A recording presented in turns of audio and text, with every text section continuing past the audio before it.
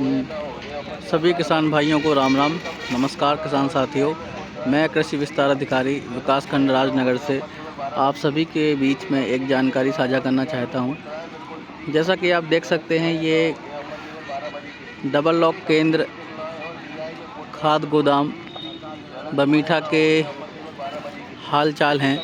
यहाँ पे कम से कम 300-400 किसान की भीड़ लगी हुई है, जो कि ये रासायनिक उर्वरक यूरिया के लिए आए हैं।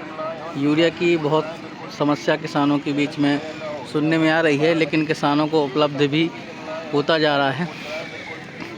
यदि आप सही मात्रा में रासायनिक खाद का उपयोग करें तो आपको इस तरह से परेशानी नहीं उठानी पड़ेगी।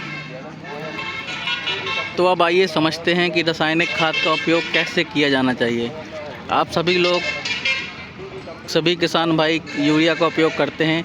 यूरिया का उपयोग करने का जो सही तरीका है वो जानते हैं। यूरिया खाद का उपयोग हमेशा शाम के समय हल्की नमी में करना चाहिए।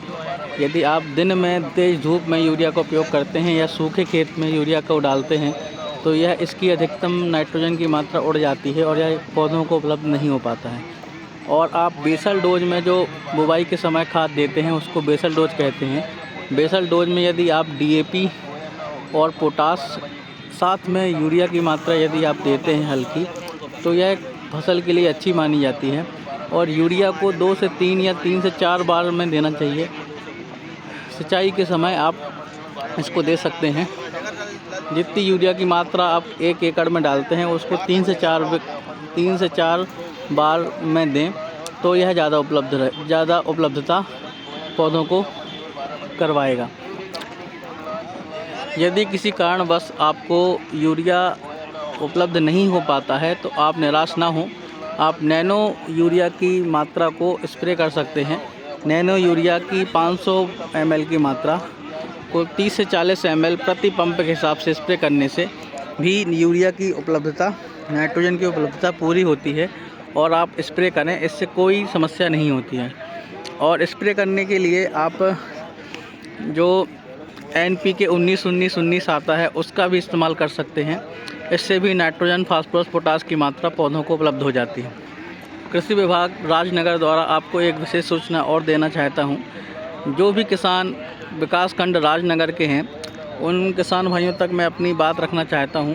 यदि वे अपने खेत की मिट्टी की जांच कराते हैं तो उनको पता चलेगा कि उनके खेत में कौन से पोषक तत्व की कमी है या किस पोषक तत्व की आवश्यकता अधिक है, किस तत्व की आवश्यकता अधिक है। तो आप इस प्रकार से मिट्टी की जांच अवश्य करवाएं। मिट्टी की जांच कराने के बाद आपको एक मृदा सॉइल हेल्थ कार्ड उपलब्ध होगा। तो सॉइल हेल्थ कार्ड के माध्यम से आप जान सकते हैं कि आपके खेत में कितनी मात्रा उर्वरक की लगेगी। साथ में ही किसान भाई 2 से 3 वर्ष में गोबर की खाद का उपयोग अवश्य करें। एक बार यदि आप गोबर की खाद का उपयोग करते हैं तो आपको 2 वर्ष तक उस खेत में गोबर की खाद डालने की आवश्यकता नहीं रहेगी। केंचुए से बनी खाद या हरी खाद का भी इस्तेमाल करें। अतः आप कृषि विभाग के किसी अधिकारी या कर्मचारी से आप इस संबंध में बात कर सकते हैं। कृषि विभाग कार्यालय कृषि मंडी परिसर में है, जो आप वहां जाकर भी जानकारी ले सकते हैं। आजकल बहुत सी प्राइवेट संस्थाएं खेती के प्रोडक्ट उपलब्ध कराती हैं और उनके पास भी कृषि विशेषज्ञ होते हैं। उनके माध्यम से भी आप खेती की संबंधित जानकारी ले सकते हैं। यदि आपको कोई गुमराह करता है तो आप गवर्नमेंट कृषि विभाग में आकर कृषि विस्तार अधिकारी से जानकारी ले सकते हैं। इन सभी बातों का आप विशेष ध्यान रखें और इस प्रकार से आप रासायनिक उर्वरकों पर निर्भरता कम कर सकते हैं और खेती को अच्छे तरीके से कर सकते हैं। धन्यवाद।